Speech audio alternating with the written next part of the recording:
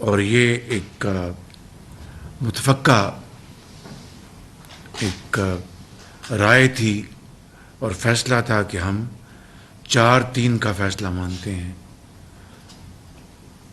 3-2 کا یا 5-2 کا نہیں۔ اور اس کے اوپر پھر پوری پختگی کے ساتھ اس کے اوپر ہم نے اپنا موقف قائم کیا، اور آج بھی